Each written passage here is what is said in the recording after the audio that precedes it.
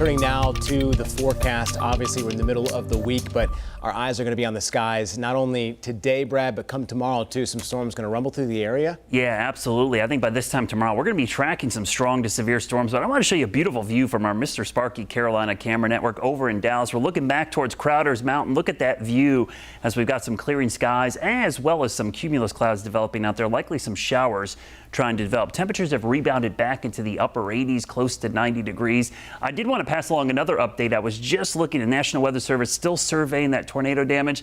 And Colin, they've upgraded the tornado now to an EF3 with winds of near 150 miles per hour. They did find damage consistent with an EF3 tornado. And based on the database, that's only the second EF3 tornado or higher in the month of July in the state of North Carolina in the record book. So a very strong tornado by July standards. Now we're tracking some isolated showers still out there in parts of Rowan County. These are drifting off to the east at about 15 to 20 miles per hour. So they're not moving real quickly. These are not severe. They're actually not even producing lightning right now. But as we look back to the southwest, there is some clearing taking place here. So with that disturbance moving in, I wouldn't be surprised to see a pop-up shower or storm through the evening hours. But tomorrow is going to be the bigger risk. As we go through tonight, you could see those isolated showers. Again, some indications we could see some just along the North and South Carolina border pushing off to the east. But tomorrow morning, there's the bigger cluster of storms moving in from the west. Low risk for the rest of tonight. Tomorrow, though,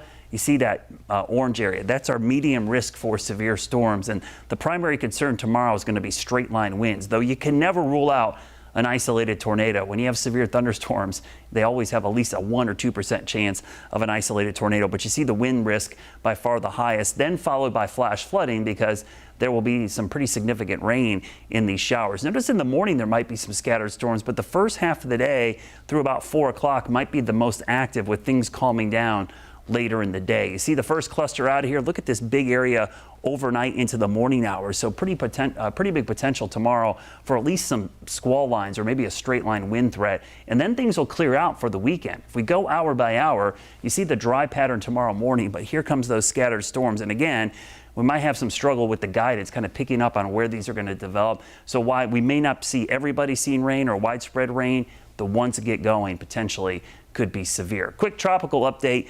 We are keeping an eye on the tropics. A new tropical wave just came off the coast of Africa. 20% chance of development here in the next 7 days. We'll keep a close eye on that because the water temperatures in the Atlantic, all-time record highs. That is a lot of fuel for tropical season out there. So we got to keep a close eye on that over the next couple of days. Rainfall wise, we will not see a lot of rain unless you're underneath those specific thunderstorms over in Tennessee, western part of the state.